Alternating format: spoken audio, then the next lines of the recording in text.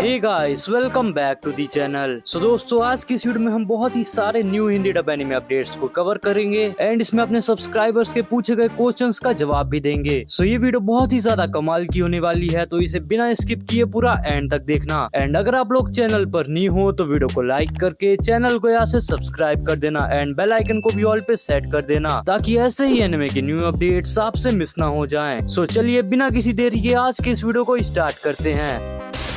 तो हमारा सबसे पहला अपडेट है क्लासरूम ऑफ द इलाइट के सीजन 5 को लेकर। सो क्लासरूम ऑफ द इलाइट का season 5 TV anime officially announce हो चुका है एंड इसका प्रोडक्शन भी कुछ ही महीनों में स्टार्ट हो जाएगा। एंड इसी के बाद कागुराबाची के एनिमे की रिलीज डेट कंफर्म हो चुकी है, जो कि है अप्रैल 2027। यानी कि कागुराबाची का एनिमे आपको क्रंचीरोल के प्लेटफॉर्म पर अप्रैल 2027 में देखने को मिल जाएगा। एंड जैसे ही इसकी रिलीज डेट कंफर्म होगी, I mean exact date confirm होगी, वो भी मैं आपको आगे चलकर बता दूंगा। और इसी के बाद रेंट अ गर्लफ्रेंड एनिमे का सीजन 6 भी ऑफिशियली अनाउंस हो चुका है एंड इसके सीजन 6 का प्रोडक्शन भी कुछ ही महीनों में स्टार्ट हो जाएगा। एंड मुझे लगता है कि इसका सीजन 6 हमें 2028 की स्टार्टिंग तक में ही देखने को मिल जाएगा। एंड जैसे ही इसके सीजन 6 की ऑफिशियल रिलीज डेट कंफर्म होती है, मैं सबसे पहले आपको अपडेट दे दूंगा। सो चैनल को यहाँ से सब्सक्राइब करके रखना। एंड इसी के साथ ब्लू बॉक्स एनिमे का सीजन 2 भी हमें 4 अक्टूबर 2026 से क्रंचीरोल के प्लेटफॉर्म पर देखने को मिल जाएगा। सो अगर आप लोग भी इसके सीजन 2 का बहुत टाइम से वेट कर रहे थे, तो अब आपको ज्यादा इंतजार नहीं करना पड़ेगा। एंड इसी के बाद एक नया एनिमे भी हमें हिंदी डब में देखने को मिलने वाला है, जिसका नाम है कुरोकोस बास्केटबॉल। एंड ये हमें 14 जुलाई से देखने को मिलेगा, वो भी MX प्लेयर के प्लेटफॉर्म पर। सो आप लोग इस एनिमे को देखने के लिए एक्साइटेड हो या नहीं, ये मुझे कमेंट्स में बता देना। एंड इसी के बाद डॉक्टर स्टोन एनिमे के सभी एपिसोड अब आपको क्रंचीरोल के प्लेटफॉर्म पर हिंदी, तमिल और तेलुगु डब में देखने को मिल जाएंगे।